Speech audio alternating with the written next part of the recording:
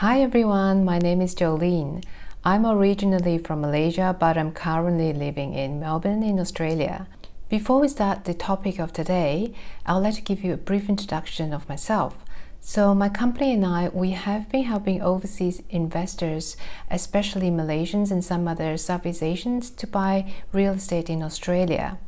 These are mostly parents buying homes for their kids, also investors looking for better opportunities or just to diversify their portfolio.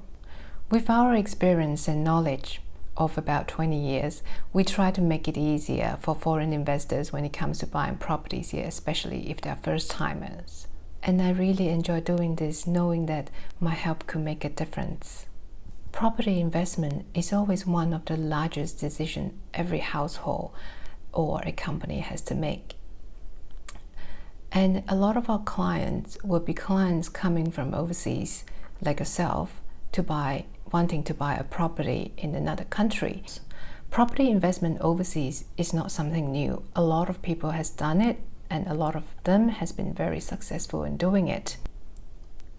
So we understand that there will be a lot of concerns, questions, especially if you are a first-timer. But not to worry, we are here to help.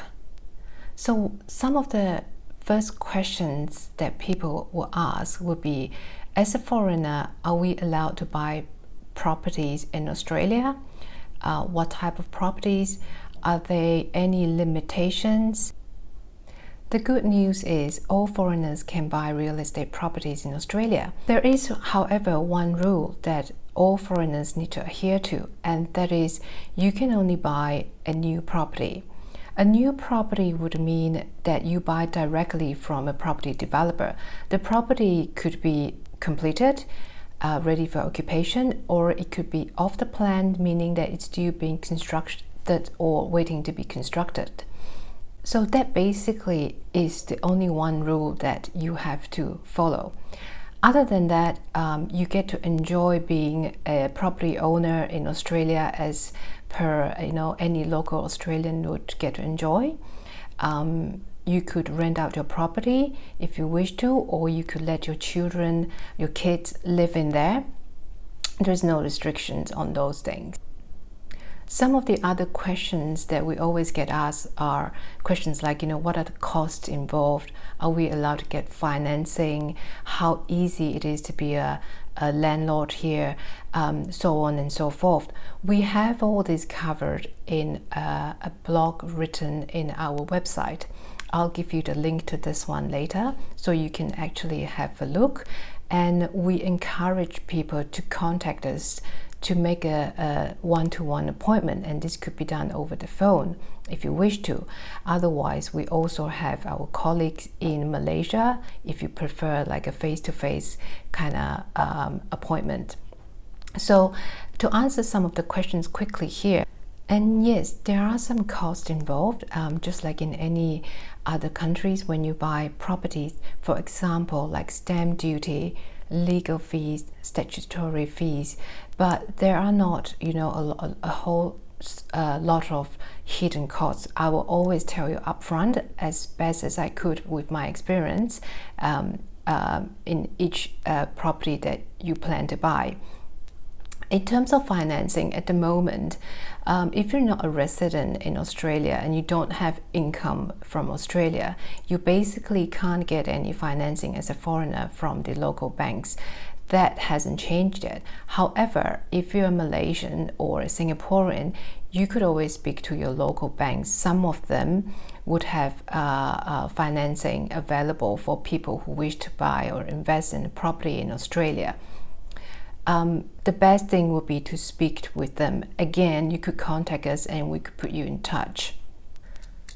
The process of buying a property here in Australia, it's rather straightforward and simple. Well, if you have bought a property in your own country before, it wouldn't be too different from what you have gone through.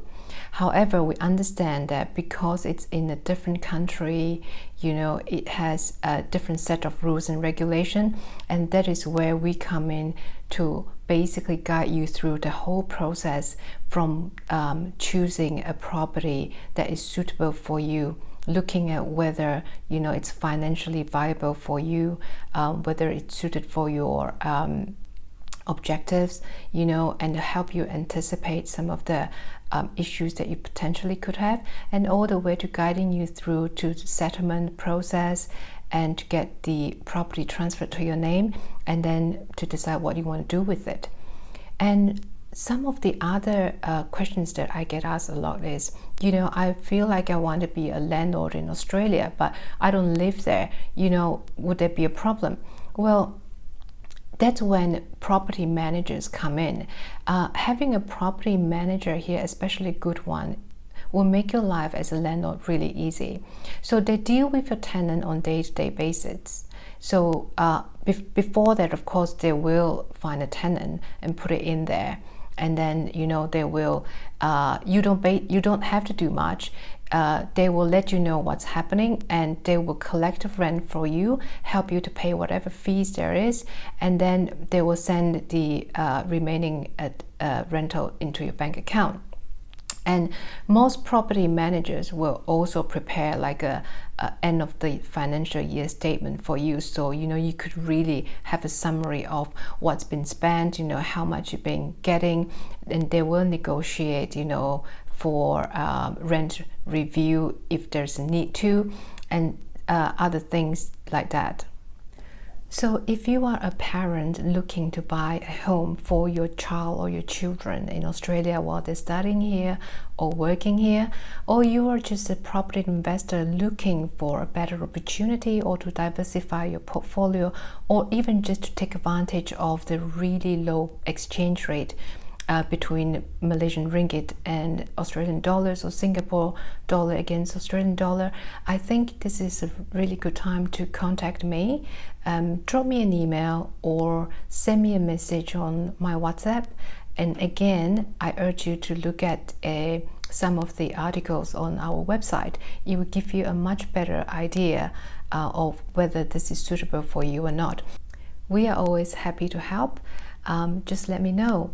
And if you're interested to know more about this, we will be releasing more videos talking about different topics in the near future. These are other topics that I will cover.